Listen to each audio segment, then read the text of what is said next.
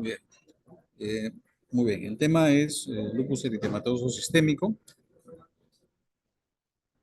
Esta es una enfermedad autoinmune crónica, obviamente multisistémica, de causa desconocida, con manifestaciones clínicas y de laboratorio proteiformes y curso y pronóstico variables. Esta, esta parte de la definición es importante porque esto nos está indicando que justamente es una enfermedad que lleva y presenta múltiples manifestaciones. Por lo tanto, no existe un paciente con una enfermedad típica. Entonces, el diagnóstico necesariamente, por lo tanto, es principalmente desde el punto de vista clínico, o sea, de la evaluación del médico, con obviamente apoyo de exámenes de laboratorio. Esta enfermedad va a condicionar la formación de autoanticuerpos y, junto con ello, formación de complejos inmunes circulantes. El curso usual de esta enfermedad es, presenta episodios de recaídas con periodos de remisión. Nuestro objetivo como tratamiento, de manera importante, es prevenir recaídas. Uno de los aspectos más importantes en esta enfermedad, al ser una enfermedad en la cual se presentan brotes de enfermedad, estos brotes van a dejar alguna secuela, algún daño. Y la presencia de daño implica eh, acumulación de problemas que a la larga va a condicionar una disminución en la sobrevida del paciente. Por lo tanto, prevención de recaídas es muy importante.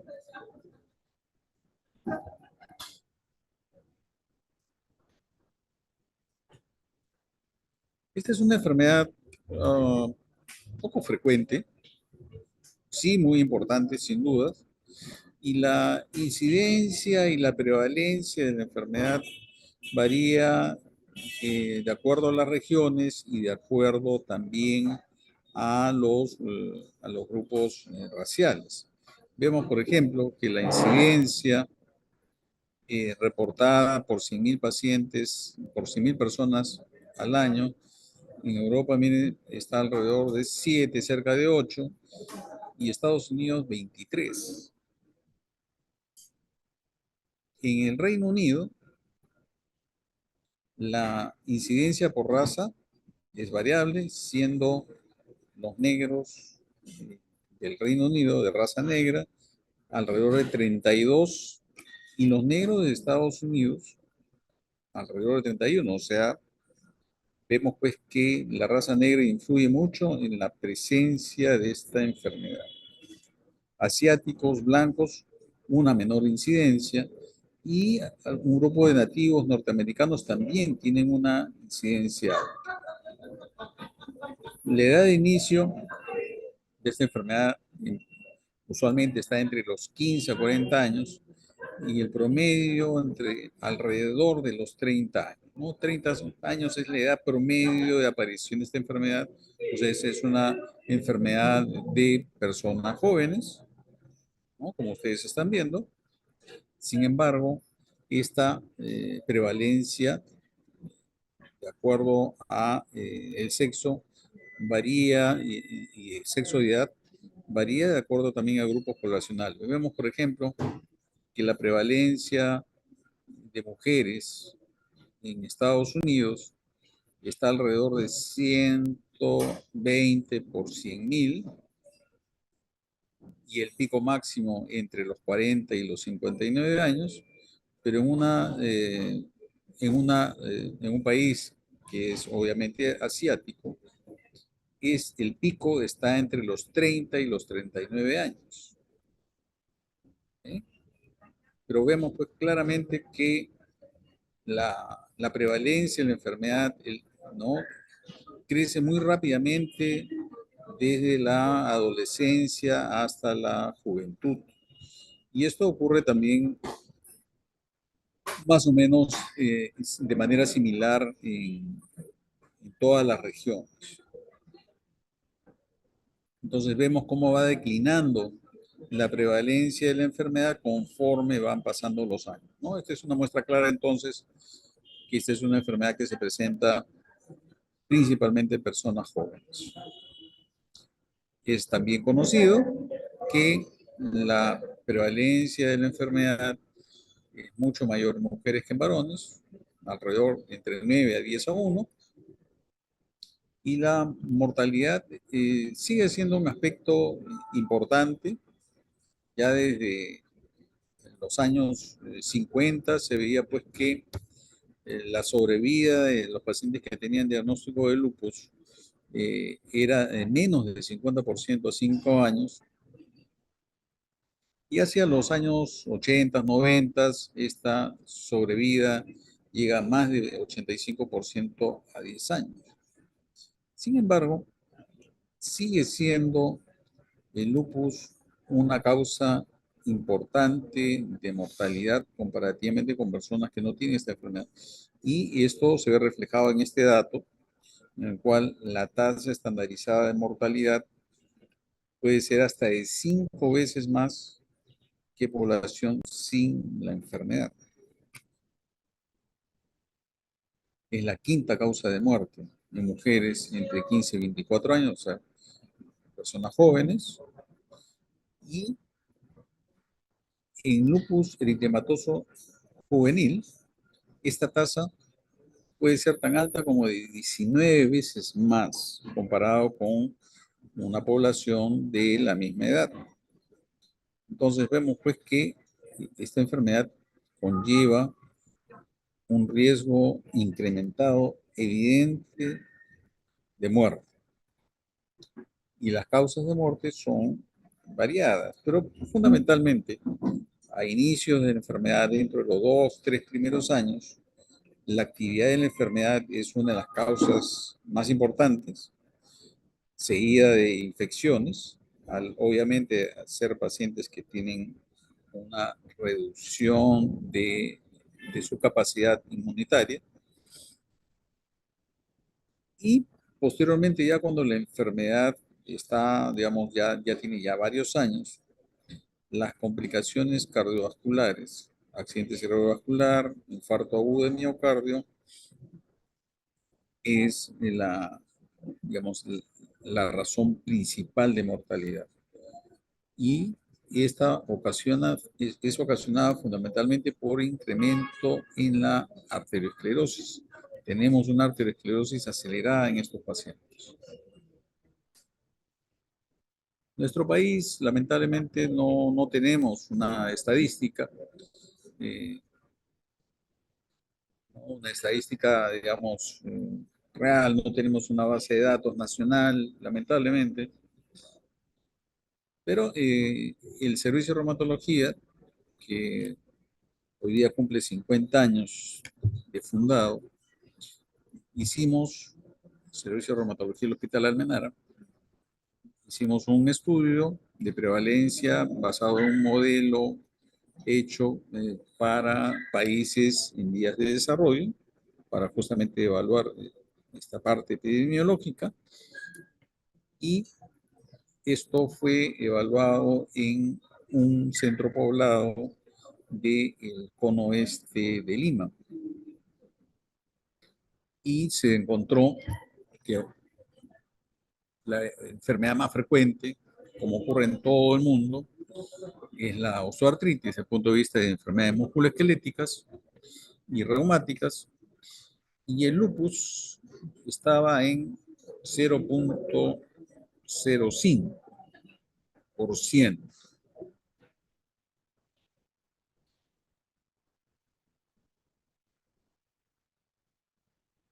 Muy bien. Entonces, comparando las prevalencias, ¿no? Los últimos datos muestran pues que la prevalencia global está alrededor de 43, 44 por 100.000 habitantes. Con los datos mencionados, en Perú estaríamos alrededor de 50 por 100.000. En Brasil, miren, 147 por 100.000. Argentina, que es un país que tiene una inmigración de población europea, pues bastante importante, como todos sabemos, esta prevalencia no es tan alta, es 5 por 100.000. Negros norteamericanos, 517 por 100.000. Caucásicos en Estados Unidos pueden llegar hasta 134 por 100.000. Okay. Entonces, estamos dentro del rango de lo que es la prevalencia global. Y destacamos nuevamente que tanto la incidencia como la prevalencia de personas de raza negra, ¿no?, es muy importante.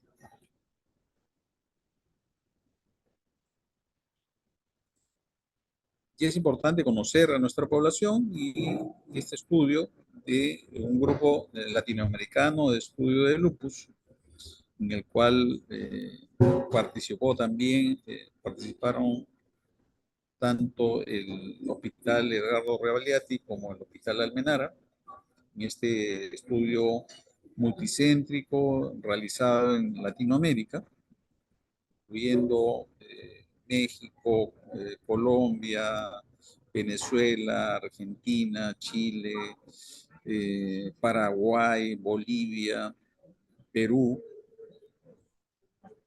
Brasil, de hecho también, ¿no? Y se vio pues que una de las, digamos, manifestaciones más frecuentes, ¿no?, era pues el compromiso hematológico y el compromiso renal, como vemos acá. Y el compromiso renal más predominante en mestizos y en negros latinoamericanos, comparado con personas de raza blanca.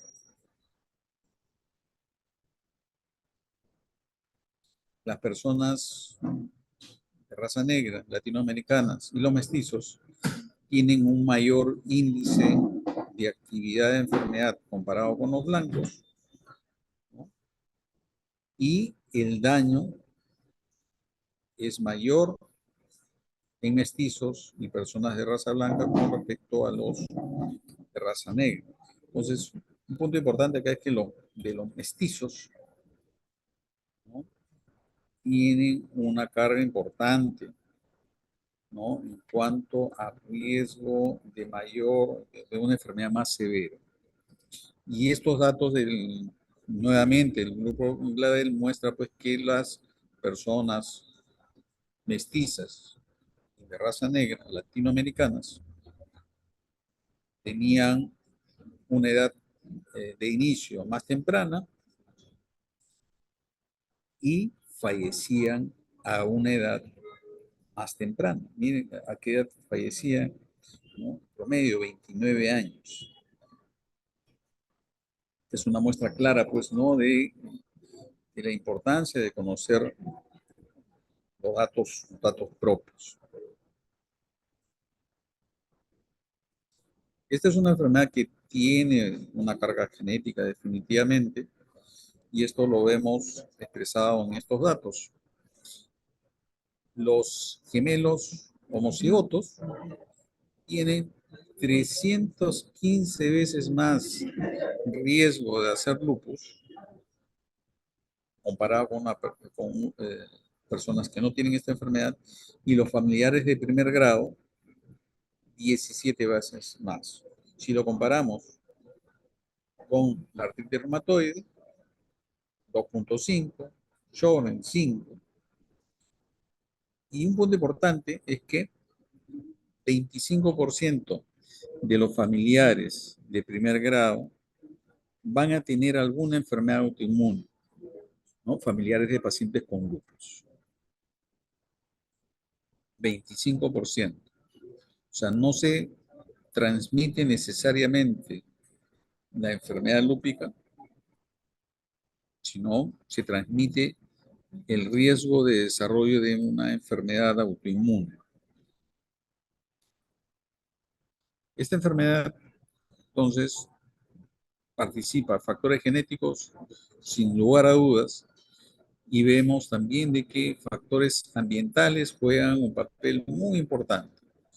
Por ejemplo, la radiación ultravioleta, la presencia de virus, algunos otros factores ambientales como el polvo de sílice, por ejemplo, hacen que en pacientes predispuestos genéticamente comienzan a formar autoanticuerpos, inicialmente generales y luego más específicos, y alguna circunstancia que condiciona y dispara ya todo el proceso de enfermedad autoinmune, que va a condicionar inflamación y compromiso de órganos, y luego, ya instalada la enfermedad, ¿no?, va a ocurrir proceso de recaídas con compromiso de órganos adicionales. Este es un punto bien importante. Y eh, producto de estas reactivaciones puede ocurrir daño si es que no se trata de manera apropiada. A mayor frecuencia de recaídas, mayor presencia de secuelas o daño. Y esto va a condicionar mayor riesgo de mortalidad. Producto tanto de la enfermedad como de los medicamentos, pueden ocurrir comorbilidades. De hecho, a la cabeza, las infecciones, ¿no?, producto tanto, como dije, de la enfermedad como de diversos factores como medicamentos, va a condicionar infecciones, arteriosclerosis e incremento en el riesgo de neoplasias, especialmente de tipo estirpe linfoproliferativa. Dentro de los factores, ¿no?, que pueden condicionar la aparición de esta enfermedad están los factores hormonales, evidentemente, a la cabeza los estrógenos. Sin embargo, no se ha demostrado claramente este tipo de relación en personas, ¿no?, en seres humanos. Sí es una evidencia más clara en modelos murinos. Factores infecciosos pueden tener un papel en el desarrollo, en la patogenia de la enfermedad, definitivamente que sí. Muy probablemente los retrovirus jueguen un papel a ese respecto, pero nada todavía definido. Factores ambientales a la cabeza, la radiación ultravioleta, el sílice y el tabaco. Recordemos que el tabaco no solamente es un factor que puede condicionar pues incremento de riesgo de cáncer de pulmón, incremento de cáncer de vejiga, ¿no?, incremento en el riesgo de arteriosclerosis, sino también puede precipitar el desarrollo de enfermedades autoinmunes. Entonces el tabaco debería ser una, digamos, un producto que toda persona debería de evitar. Dentro de factores ambientales también los brotes de alfalfa, ¿no? Ustedes habrán visto esos, lo que llaman los germinados, ¿no?, que venden en algunos supermercados, o por ejemplo. Contiene una sustancia que se llama L-canavanina, que puede condicionar activación de la enfermedad. Y de hecho este es uno de los, digamos, eh, de los factores, digamos, nutricionales que debemos de evitar. Factores genéticos, ya hemos conversado con respecto a la frecuencia incrementada de esta enfermedad en familiares de primer grado. Otra evidencia de que los factores ambientales juegan un papel también importante es lo que es conocido el lupus inducido por droga, en el cual diversos tipos de medicamentos, como por ejemplo isoniazid, hidralazina, van a condicionar la aparición de manifestaciones clínicas compatibles con lupus, fiebre, serositis, artralgias, citopenias, positividad de anticuerpos, especialmente anticuerpos antihistonas, y en el cual hay una coincidencia entre la aparición de los síntomas con el inicio de tratamiento y la desaparición de los mismos con el retiro de medicamentos. Entonces, esto es una muestra clara de que factores ambientales participan, sino en el desarrollo de la enfermedad y en el desencadenamiento del mismo. Factores genéticos ya habíamos visto, y estas son evidencias adicionales, y vemos pues que los gemelos monocigotos tienen una concordancia de hasta 57%. Estudios recientes sugieren que no es tan alto, pero igual hay un 25% de concordancia de presencia de enfermedad en gemelos homocigotos. Y esta concordancia es menor en los dicigotos, ¿no? Por lo tanto, la parte genética definitivamente juega un papel importante. Las diferencias étnicas ya hemos visto ya inicialmente, ¿no? Como los pacientes mestizos, los pacientes de raza negra tienen mayor frecuencia de esta enfermedad, y como vamos a ver también, tienen manifestaciones renales más severas. O los pacientes, por ejemplo, de raza negra que tienen más frecuencia de lupus cutáneo crónico, específicamente el lupus discoide. Muy bien, entonces, en cuanto a la patogenia, pues la influencia de factores ambientales es innegable, y lo ya demostrado: tabaco, polvo de sílice, radiación ultravioleta y probablemente infecciones, especialmente virales, van a condicionar, ¿no?, que haya un defecto en la depuración de los cuerpos apoptóticos. Esta disminución digamos, de la degradación de los mismos va a hacer que haya mayor exposición de antígenos propios. Se va a formar una red, ¿no?, una red de neutrófilos que va a condicionar la formación de complejos inmunes. Esto va a hacer que haya una activación de las células dendríticas, los cuales va a presentar estos antígenos propios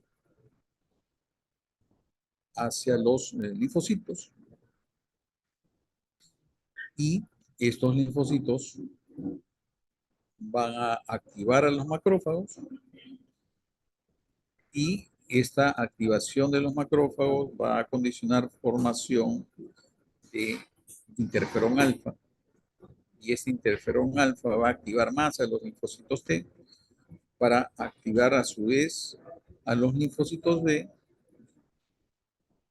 para producción de autoanticuerpos a través de la diferenciación a células plasmáticas. Entonces, todo empieza con un déficit en el aclaramiento de los cuerpos apoptóticos, por lo tanto, una mayor exposición a antígenos propios, que va a condicionar activación de células dendríticas, macrófagos, para producción de interferón alfa.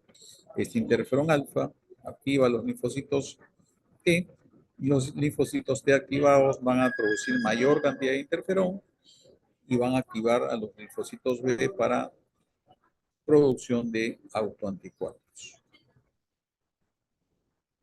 Entonces, este es otro gráfico que, digamos, en esencia explica lo que he indicado en el gráfico anterior,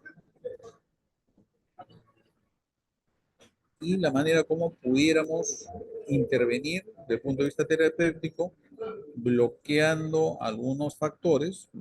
Por ejemplo, ¿no?, bloqueamos la acción del interferón para que no se activen los macrófagos, no se activan los macrófagos, se produce menos interferón alfa, ¿no?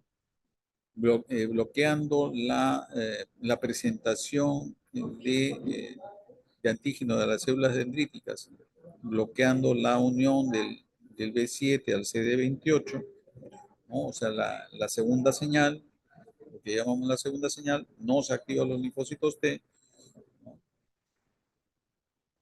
Si no se activan los linfocitos T, no hay producción de de interferón alfa, ¿no? Y no se activan los linfocitos B.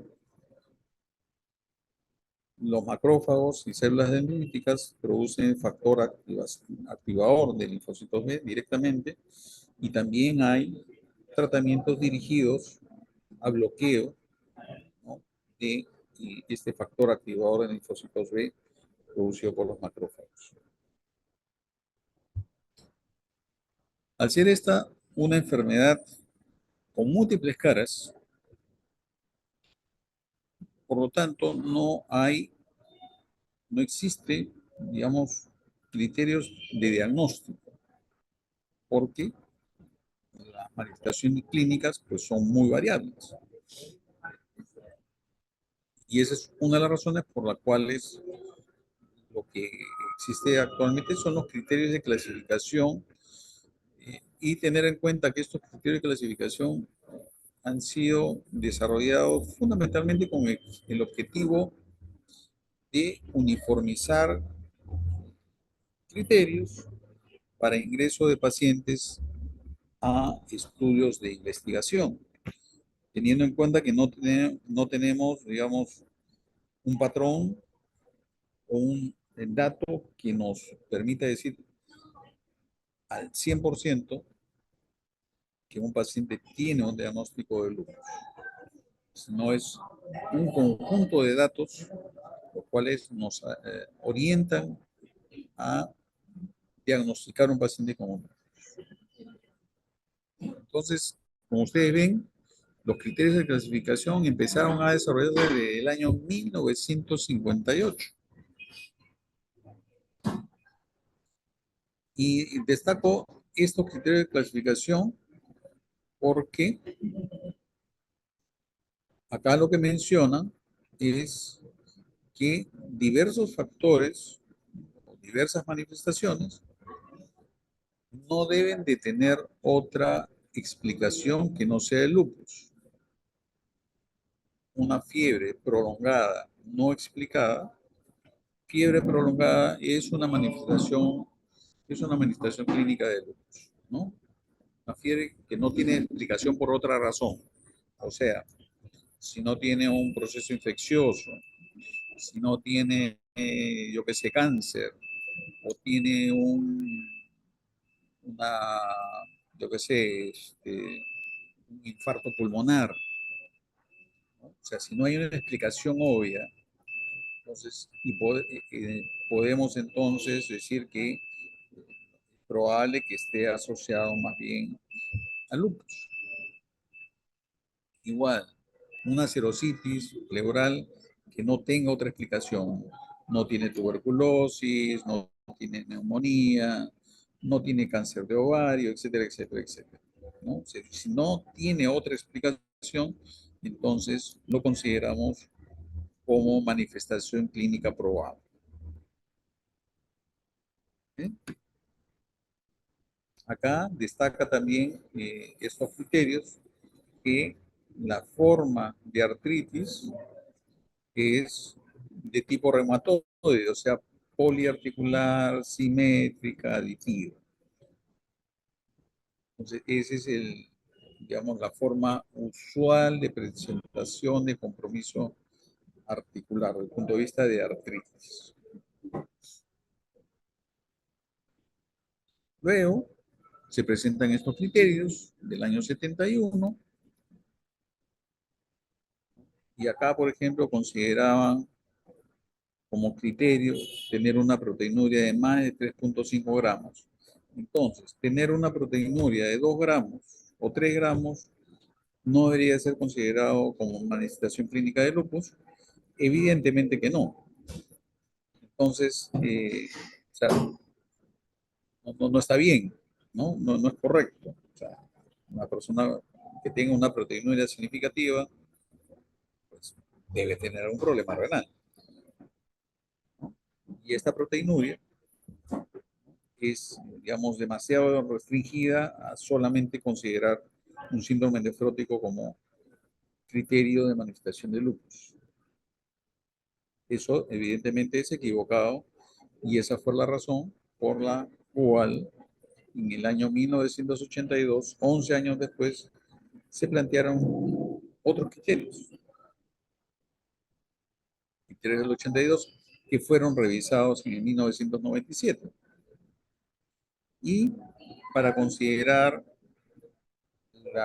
un paciente que tenía lupus, debería tener 4 de esos 11 criterios. Entonces acá ya no decían más de 3.5 gramos de proteinuria, sino una proteinuria de más de 0.5. En cuanto a compromiso hematológico, consideraba anemia hemolítica, leucopenia menos de 4.000, linfopenia de menos de 1.500, y hacia el año 97 se agrega anticuerpos anti-SM y anticuerpos antifosfolípicos.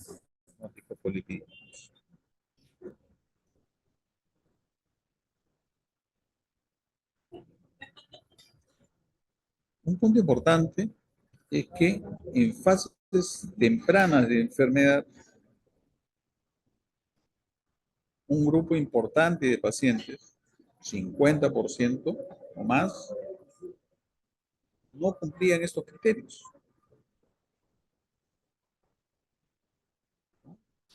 Y pasados los años, ¿no?, se iban cumpliendo los criterios porque iban apareciendo otras manifestaciones. Y resulta que a partir de los 8 años, ya el 100% de pacientes ya cumplían los criterios de clasificación. Entonces, eso nos dice que el diagnóstico de lupus debe ser fundamentalmente basado en la evaluación clínica del paciente.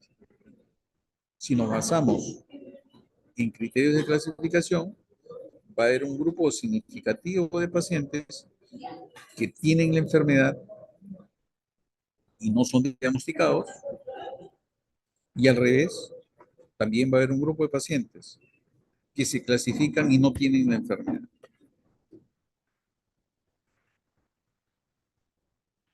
Entonces,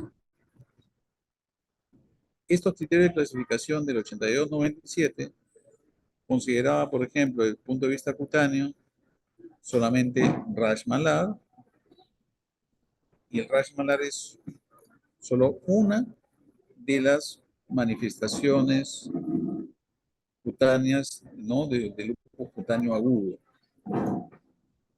El lupus discoide es solo una de las manifestaciones de lupus cutáneo crónico.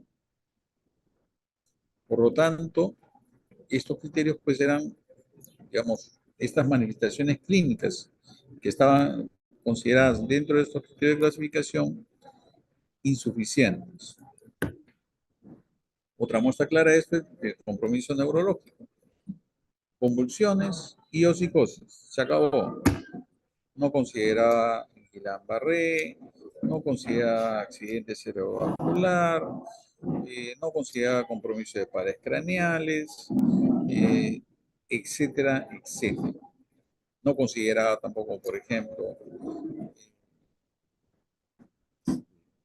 mielitis transversa, y así sucesivamente. Entonces, todas las manifestaciones clínicas que puedan haber no estaban consideradas. Por ejemplo, compromiso gastrointestinal no estaba considerado. Dentro del compromiso pulmonar, manifestaciones como hemorragia alveolar, por ejemplo, o enfermedad pulmonar intersticial, tampoco está considerada. Entonces, esa es la razón por la cual le menciono que los criterios de clasificación no deben ser usadas como criterios de diagnóstico, porque hay muchas manifestaciones clínicas que no están consideradas dentro de estos criterios. Entonces, en el año 2012 se hace una revisión nuevamente de estos criterios del año 82, ¿no? 30 años después, con el objetivo de dar una mayor sensibilidad a los criterios. Y se hacen dos variaciones importantes. La primera es que es suficiente para clasificar a un paciente con un lupus el tener una biopsia renal positiva, una tipo 3 o tipo 4, con ANA o anti-DNA presentes, pues era suficiente para hacer el diagnóstico, la clasificación, perdón. Y lo otro es que consideraba cuatro criterios, también igual que los del año 82, en el cual por lo menos uno de ellos debía ser clínico y uno inmunológico. No consideraba la parte de los autoanticuerpos un aspecto fundamental de las manifestaciones de un paciente con lupus. ¿Y qué se vio en la evaluación de la sensibilidad y especificidad de los diversos criterios? Se vio que, por ejemplo, el RAS discoide tenía una especificidad muy buena, casi 94%. La alopecia no cicatrizal tenía una especificidad también muy importante, casi 96%. ¿Mm? Compromiso neurológico, 99%. Anemia hemolítica, 99.5%.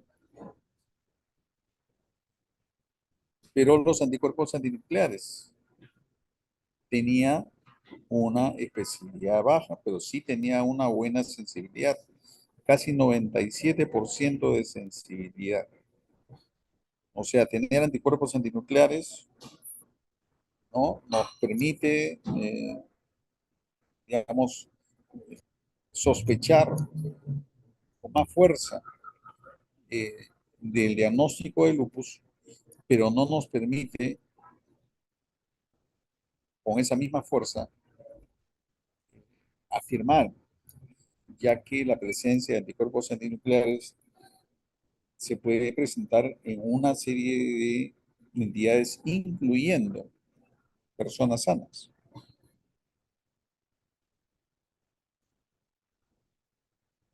La especificidad de los anticuerpos anti-DNA, muy buena, casi 96%, y de los anticuerpos anti-SM, casi 99%. ¿Sí? Entonces, vemos pues que los criterios de clasificación lo que hacen es jugar con y balancear la especificidad, ¿no? Criterios que tengan más especificidad y otros que tengan más sensibilidad para poder, digamos, englobar una mayor población. Y entonces en estos criterios del 2012 incluyeron las diversas manifestaciones de lo que es un lupus cutáneo agudo: RAS malar, lupus goloso, RAS maculopapular, necrólisis tóxica epidérmica, fotosensibilidad. Lupus cutáneo subagudo en sus dos formas y lupus cutáneo crónico en sus diversas formas, ¿no? Lupus raquiscoide, lupus hipertrófico, paniculitis, etcétera, etcétera.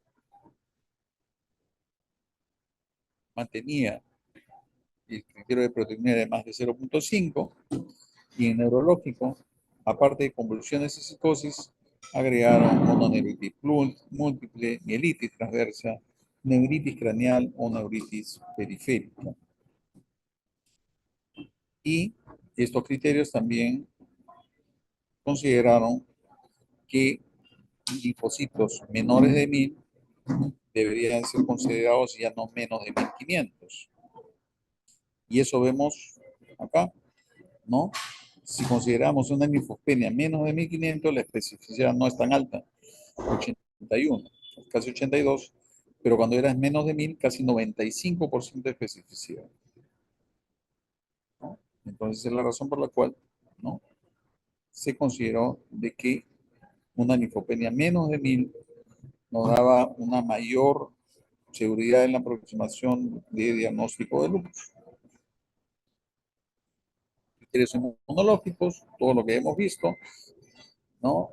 ANA, anti-DNA, anti-SM, anticoagulante lúpico, anticarolipinas, beta 2, que ya se habían incluido en los criterios de el 1982 con revisión del 97, vuelven a incluir complemento disminuido, vuelven a incluir test de cons directo, y en 2009 se hacen unos nuevos criterios de clasificación. ¿Por qué se hacen nuevos criterios de clasificación? Fundamentalmente por este dato. Habíamos visto que hacia el primer año de enfermedad solamente se clasificaba apropiadamente al 50% de los pacientes que tenían, desde el punto de vista de diagnóstico clínico, lupus eritematoso sistémico. Entonces, estos criterios tenían como objetivo identificar a esos pacientes con enfermedad temprana. Y lo que hicieron es hacer un sistema de puntuación de los diversos dominios: constitucional, hematológico, neuropsiquiátrico, narcocutáneo, etcétera, etcétera. Y lo que consideraban acá es no tomar una sumatoria de esto, sino desde el punto de vista hematológico. Son tres manifestaciones, y esas tres manifestaciones se tomaban la que tenía mayor puntuación. Si este paciente tenía leucopenia y trombocitopenia, no eran 7 puntos, sino 4 nada más, al ser la que tenía mayor puntuación. Si era mucocutánea y tenía alopecia y tenía lupus cutáneo agudo, pues entonces tomábamos el puntaje como 6. Y así sucesivamente. Y de punto de vista renal, el tener una nefritis clase 3 o 4 daba una puntuación de 10.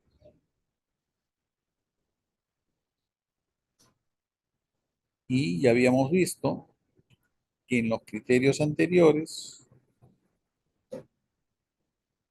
el hecho de tener una biopsia renal compatible, una nefritis tipo 3 o tipo 4, con anticuerpos antinucleares sea suficiente para ser clasificado como lupus, y en estos criterios de 2019 también. Entonces se ve la importancia del compromiso renal proliferativo para clasificar un paciente con lupus. La presencia de anticuerpos específicos, estamos viendo anti-SM, anti-DNA, tiene un puntaje alto porque ya hemos visto, tienen una especificidad muy alta, ¿no? Para el anti-SM prácticamente es 99% de especificidad, y el anti-DNA es 97-98%. Entonces, los pacientes, para estos criterios del 2019, para considerar clasificación, tenían que tener primero una positividad de anticuerpos antinucleares evaluado por inmunofluorescencia, ¿no? A través de las células HEP2, o una prueba equivalente positiva, ¿sí? Entonces, de preferencia, como digo, inmunofluorescencia indirecta, con evaluación con células HEP2. Entonces, si había presencia de anticuerpos, entonces íbamos a las manifestaciones clínicas,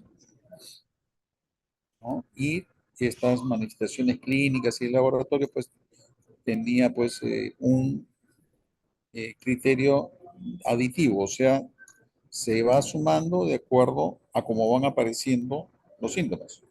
Supongamos de que un paciente tiene anticuerpos antinucleares, se hace un cuadro de una poliartritis. Al año ya no tiene artritis, pero hace serositis. A los 5 años ya no tiene artritis, no ha tenido serositis, pero hace trombocitopenia. Entonces, la artritis y la serositis se sigue considerando como criterios a pesar de que estén ausentes. Y un punto importantísimo es que no se debe contar un criterio si hay una explicación que sea probable para otro tipo de enfermedad, ¿no? Como le decía, una serositis asociada a una neumonía, pues obviamente un derrame paraneumónico es la causa y la explicación más probable. Entonces, si hay otra explicación, entonces no considerarla como parte de las manifestaciones, ¿no? Para clasificar. Y para clasificar requiere por lo menos un criterio clínico y debe tener por lo menos 10 puntos. Y como dice acá, los criterios no necesitan ocurrir de manera simultánea, no tiene que ocurrir todos a la vez.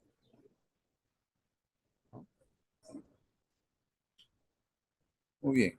Por lo tanto, el diagnóstico es eminentemente clínico y,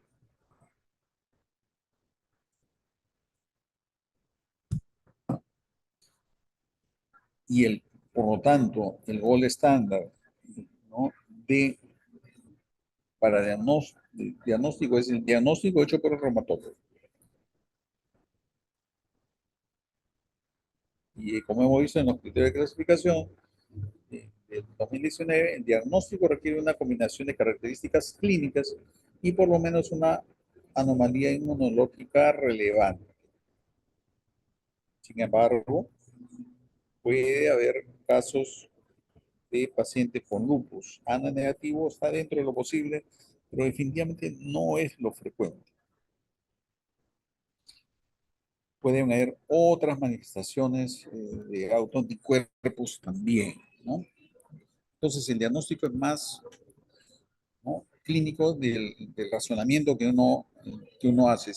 Por ponerle un ejemplo, si un paciente viene por que presenta Raynaud, fenómeno Raynaud de un año de evolución, presenta dolores articulares sin llegar a tener artritis, pero tiene una velocidad de cementación en 50 y una proteína C reactiva normal. Se le pide un proteinograma electroforético y hay una hipergama policlonal, eh,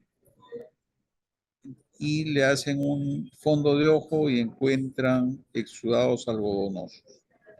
Con todas esas manifestaciones, uno debe sospechar que hay una enfermedad autoinmune sistémica y lo más probable que ese paciente, dentro de esas manifestaciones, lo más probable que sea lupus. ¿Puede haber otras entidades? Sí, por supuesto que sí. Pero más o menos ese es el raciocinio. Tener presente que la presencia de anticuerpos antinucleares en la población adulta puede ser hasta de un 5%. Entonces, la positividad de anticuerpos antinucleares para nada es suficiente para hacer un diagnóstico, ¿no?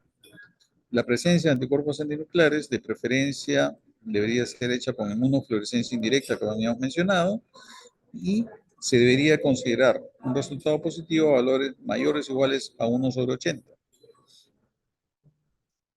Y esta tiene una gran sensibilidad para, digamos, clasificar a un paciente como lupus. Pero también hay otros métodos para detección de anticuerpos, método de ELISA, método de quimioluminiscencia. Los principales patrones de anticuerpos antinucleares por inmunofluorescencia son estos cuatro: homogéneo, moteado, nuclear y centromérico. Y la positividad de anticuerpos antinucleares y el patrón de inmunofluorescencia nos puede orientar hacia una determinada patología, por ejemplo, o positividad de anticuerpos específicos, ¿no? Por ejemplo, anticuerpos eh, positivos con inmunofluorescencia de patrón homogéneo, patrón nuclear homogéneo, se ve asociado, por ejemplo, a la presencia de DNA de doble cadena, presente de anticuerpos antinucleosomas, anticuerpos moteados grueso, asociado a ISM, y el anticuerpo ribosomal P, no hay anticuerpos, no hay tinción por inmunofluorescencia del nivel del núcleo, sino más bien a nivel del citoplasma. Anticuerpos anticentrómero se asocian a justamente patrón centromérico, pero el RNA polimerasa 3 que se presenta en esclerosis sistémica es parecido al SM, ¿no? Moteado grueso. Y hay un anticuerpo que no es específico para LES, que puede dar títulos altos de anticuerpos antinucleares, que es el DFS70, el cual se considera que no está asociado a enfermedades reumáticas y se presenta hasta un 8% de individuos sanos. Y el patrón de inmunofluorescencia es moteado fino denso. Entonces, si ustedes ven un patrón moteado fino, sospechen que es un falso positivo. Pero existe también la posibilidad, ¿no?, que el homogéneo se presente en, por ejemplo, en otras entidades como lupus inducido por drogas, como habíamos visto, que se asocia con positividad de histonas. Entonces, si ustedes ven un patrón moteado grueso, un patrón centromérico o un patrón nuclear periférico, patrón nucleolar, esos son patrones más específicos de enfermedades autoinmunes. Y el patrón moteado fino, sobre todo, pero también, en cierta manera, el homogéneo. Sin embargo, el homogéneo también, como vemos, se ve el anti-DNA, que es un anticuerpo específico para lupus. ¿Sí? Entonces, estos son los diversos tipos de patrones de inmunofluorescencia. En cuanto a sospecha de lupus, un paciente con lupus, entonces pedimos diversos exámenes de laboratorio. Podemos pedir exámenes generales, un hemograma, evidentemente.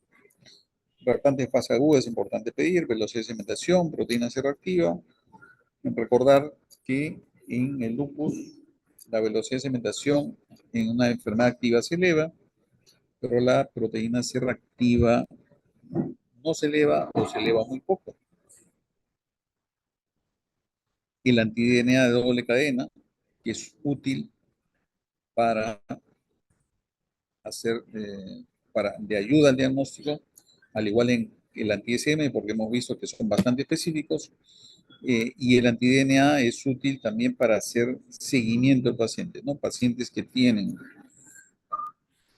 un anti-DNA normal y que se va elevando, y eso usualmente nos predice la reactivación de la enfermedad.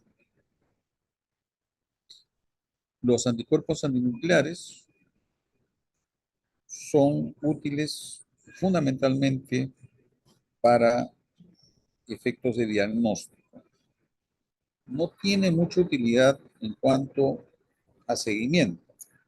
O sea, un ANA 1/640 y luego 1/320 no implica que ese paciente va a estar mejor. Pero un anti-DNA en 1000 y luego baja a 500, usualmente sí nos refleja que el paciente está mejorando.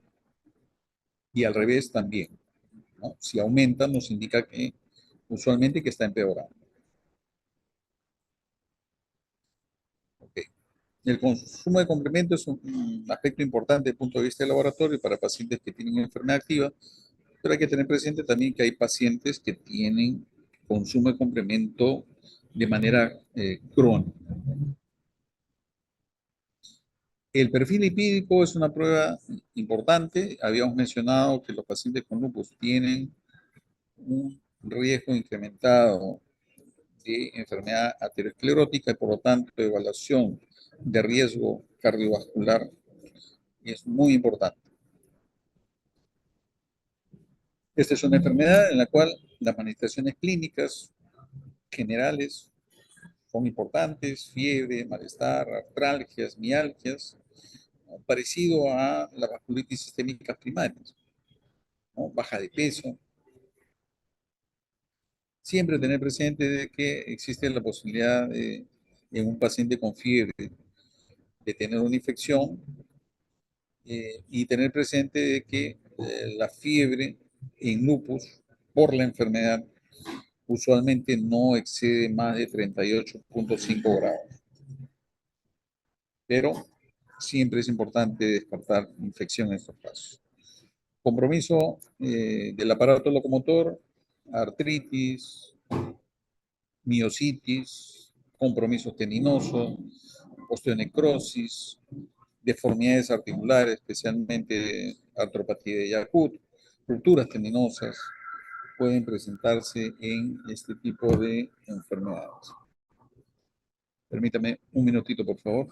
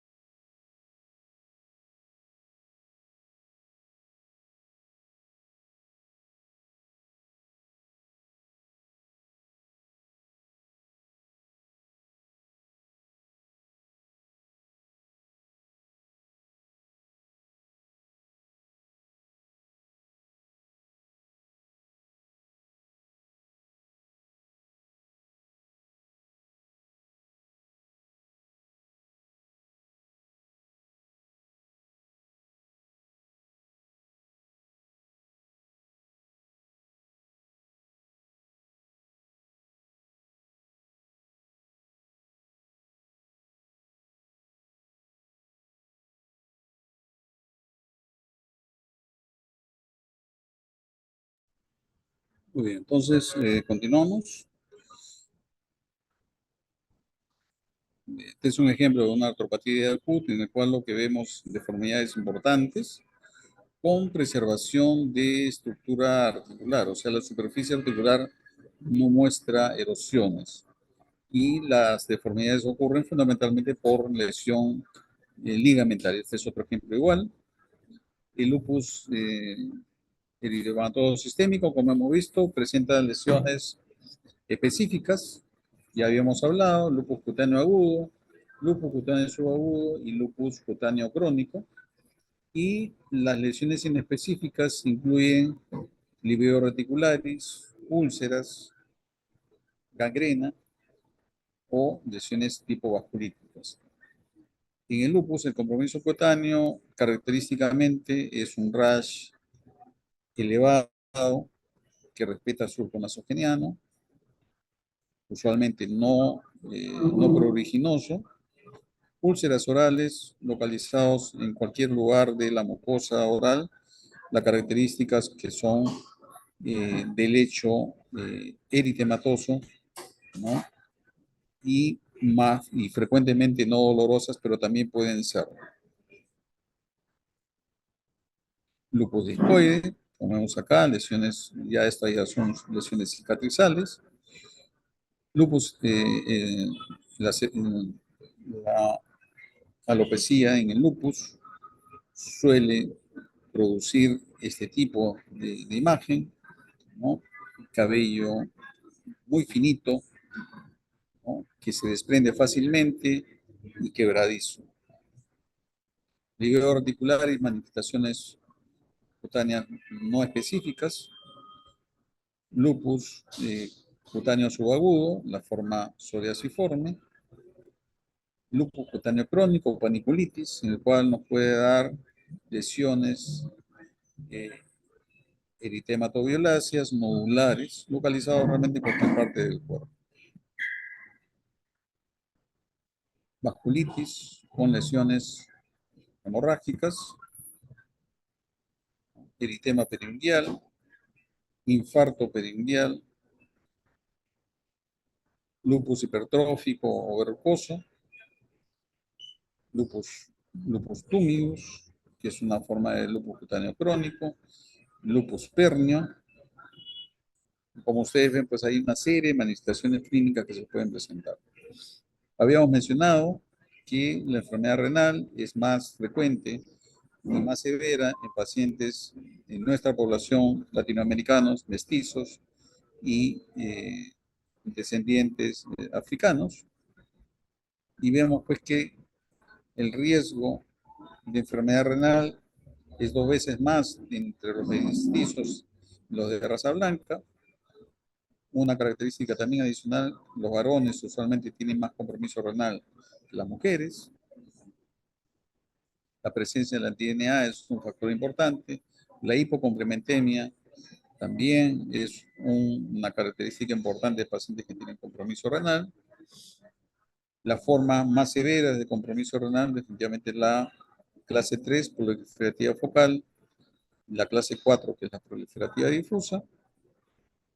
Pueden haber migración a otros tipos de nefritis con el paso del tiempo, y usualmente las formas proliferativas eh, reducen digamos, su intensidad de actividad.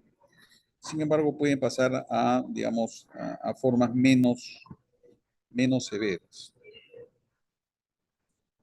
En la evaluación de la biopsia se realiza pues lo que se llaman los índices de actividad y cronicidad, y desde el punto de vista de pronóstico, el índice de cronicidad es muy importante. Se puntúa de 0 a 12 el índice de cronicidad y de actividad de 0 a 24. Y aquellos pacientes que tienen valores de cronicidad más de 4 tienen mayor riesgo a llegar a falla renal terminal. Estas son las diversos patrones histológicos, manifestaciones histológicas. Acá hay una proliferación mesangial. Aquí vemos no proliferación mesangial, sino depósitos en el mesangio, depósitos hialinos. Acá vemos más bien formación de crecientes, ¿no? Celulares, crecientes epiteliales. Acá lo que vemos es una creciente más bien de tipo fibrosa. Acá vemos una fibrosis de la cápsula de Bowman con formación también de una creciente fibroepitelial o la adherencia a la cápsula de Bowman.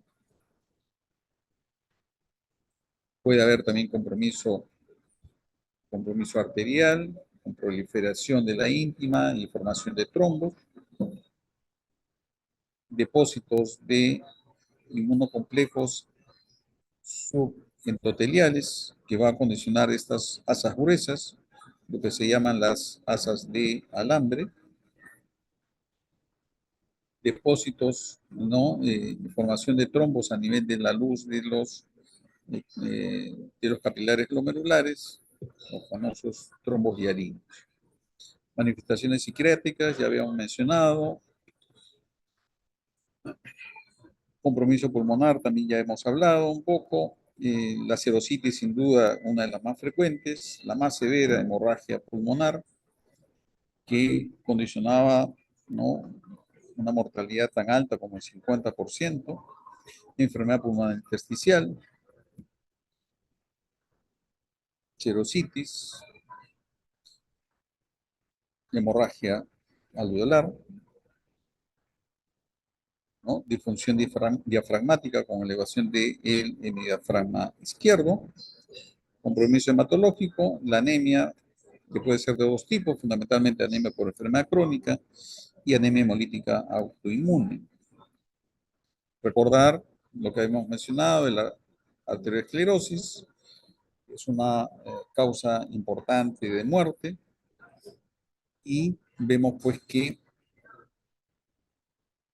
en este dato de personas de 35 a 44 años, estudio de Framingham, el famoso estudio de Framingham, se ve pues que los pacientes que tienen lupus tienen un riesgo de 52 veces mayor comparado con el mismo grupo etario de presentar un infarto agudo de miocardio. Entonces, este dato es extremadamente importante porque pacientes jóvenes que pueden acudir a emergencia con lupus y que tienen un dolor precordial, debemos siempre evaluar la posibilidad que pueda tener este tipo de problemas.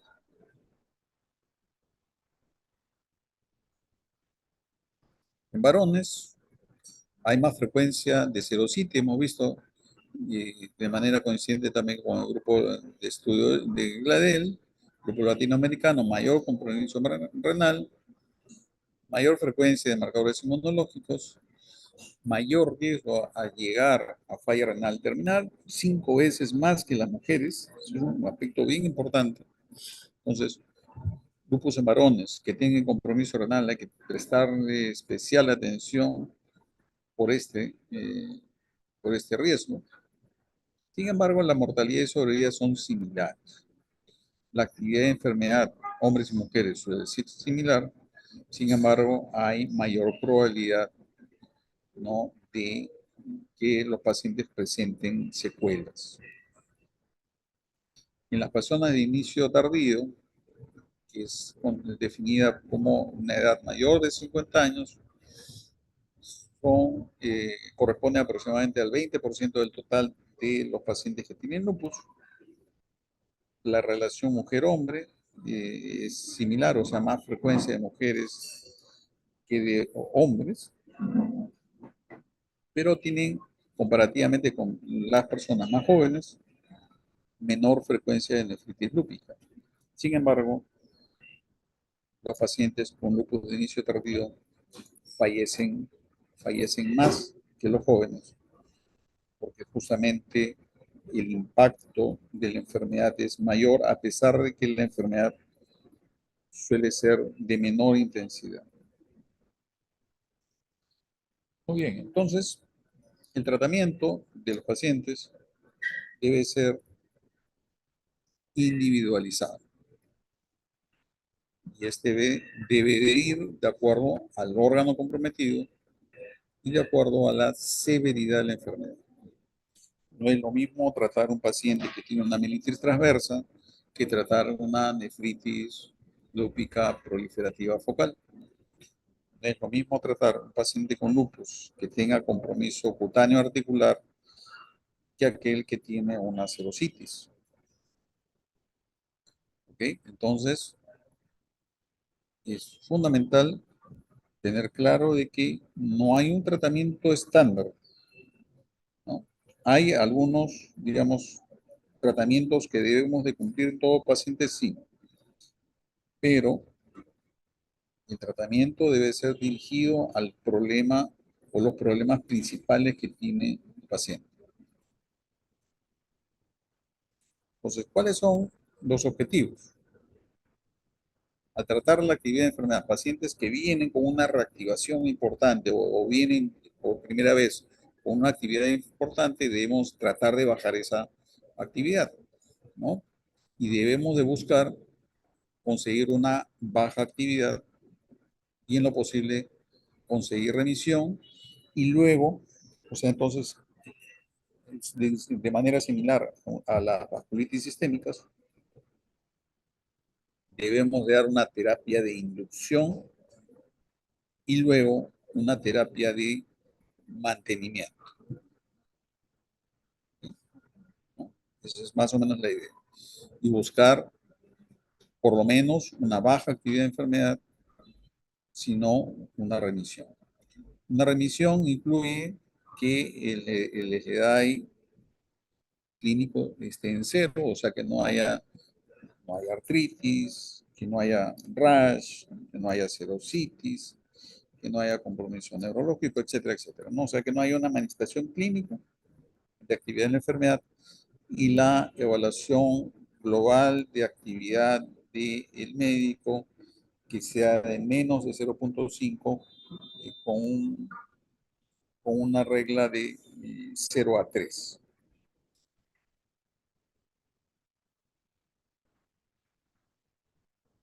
Entonces, hay que tener presente las comorbilidades, las infecciones pueden ser un problema importante, y por lo tanto, tratamientos profilácticos en pacientes que reciban inmunosupresión puede ser necesario, tanto profilaxis, por ejemplo, para eh, prevenir tuberculosis, profilaxis para prevenir neumonía por neumocistis jirovecii, manejo de hipertensión arterial, de diabetes, manejo de arteriosclerosis, de osteoporosis, dislipidemia, osteonecrosis, etc. Todo paciente con lupus debe recibir fotoprotección. Habíamos visto en la patogenia que la radiación ultravioleta condiciona formación de cuerpos apoptóticos y esos cuerpos apoptóticos en lupus no son aclarados apropiadamente, no son depurados apropiadamente y si no tenemos ese cuidado pues vamos a ir estimulando el sistema inmunológico porque va a haber mayor presencia de autoantígenos expuestos. Entonces esta parte de fotoprotección es súper importante. Todo paciente debe tener eso. Cambios en el estilo de vida, no tabaco, cero tabaco, reducción de peso, ejercicios, uso de antimaláricos. Todo paciente con lupus debe recibir antimaláricos. ¿Es útil también para manejo de algunas manifestaciones? Sí, definitivamente que sí. Para pacientes que tienen compromiso cutáneo, compromiso articular, los antimaláricos pueden mejorar esas manifestaciones clínicas. Pero el objetivo fundamental del uso de antimaláricos es reducir la frecuencia de recaídas y esto va a condicionar también una menor mortalidad en los pacientes. Pacientes que tienen manifestaciones de severidad de enfermedad usualmente requieren uso de glucocorticoides a dosis altas y tratamiento inmunosupresor.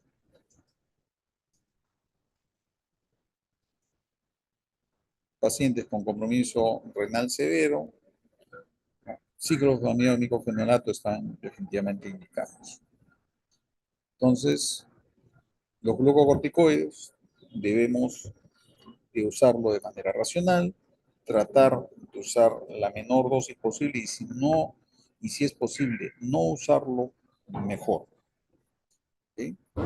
Entonces, tratemos de que si tienen pacientes, si se tiene un paciente con una enfermedad leve, con periodo subcutáneo articular, manejarlo pues con antimaláricos, metotrexate, flunomida, corticoides tópicos, pero evitar consumo de corticoides sistémicos. Uso de inmunosupresores, sobre todo ciclofamida, micofenolato, eh, tacrolimus, cicloporina, voclosporina que he ingresado últimamente dentro del armamentario del tratamiento, restringidos usualmente para las formas más severas de enfermedad. Antimalárico, como he mencionado, la hidroxicloroquina, tratamiento de base para todo paciente, y el uso de biológicos, rituximab, belimumab y últimamente el anifrolumab, que es un inhibidor de la actividad del interferón alfa, ¿no? Ha mostrado eficacia en formas leves a moderadas de enfermedad con anticuerpos positivos. Esta es una guía de,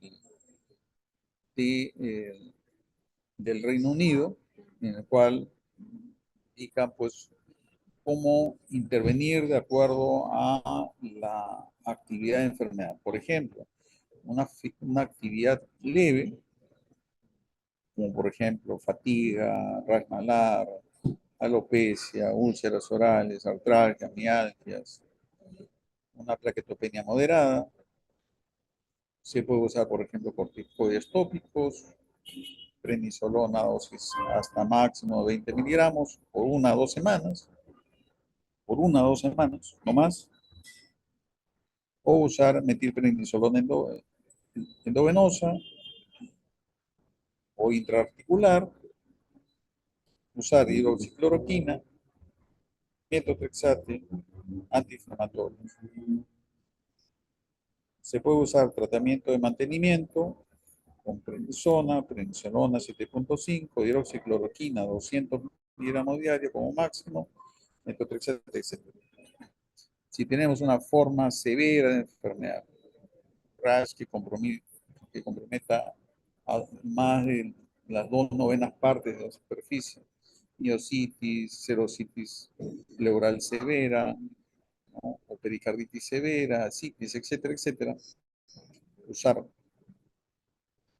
prednisolona dosis de 0.5 por kilo máximo, con o sin uso de metilprednisolona endovenosa por 1 a 3 días, o usar en casos un poco más severos prednisolona hasta 1 miligramo por kilo. ¿Okay? Entonces ustedes ven acá, pues, de acuerdo a las manifestaciones de actividad, vamos dando los tratamientos.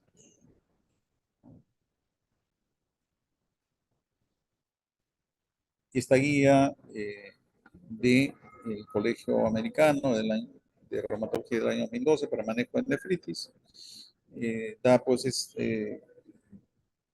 digamos, una muestra de cómo debemos de tratar a un paciente de acuerdo a diversos parámetros. Por ejemplo, usar micofenolato hasta 3 gramos diarios para pacientes que sean de origen afroamericano o hispánicos. Usar ciclofosfamida en aquellos casos en los cuales no ha habido una respuesta adecuada al micofenolato, por ejemplo, y hay dos esquemas para uso de ciclofosfamida. Dosis altas, el famoso esquema de NH, o dosis bajas, y esta de dosis bajas, preferible para pacientes de raza blanca de ascendencia europea. Entonces, los esquemas de tratamiento van variando no solamente por el órgano comprometido, sino también por el grado de severidad de enfermedad y también por características propias del paciente. Entonces, eso sería todo con respecto a esta enfermedad tan compleja y fascinante. No sé si tienen alguna duda, alguna pregunta.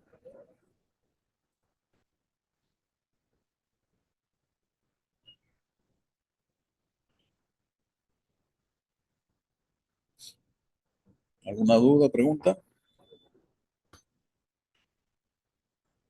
Está claro, doctor. Todo claro. Qué bueno. Muy bien. Entonces, bueno, eso sería todo de mi parte y que tengan un buen día. Gracias, doctor. Gracias, doctor.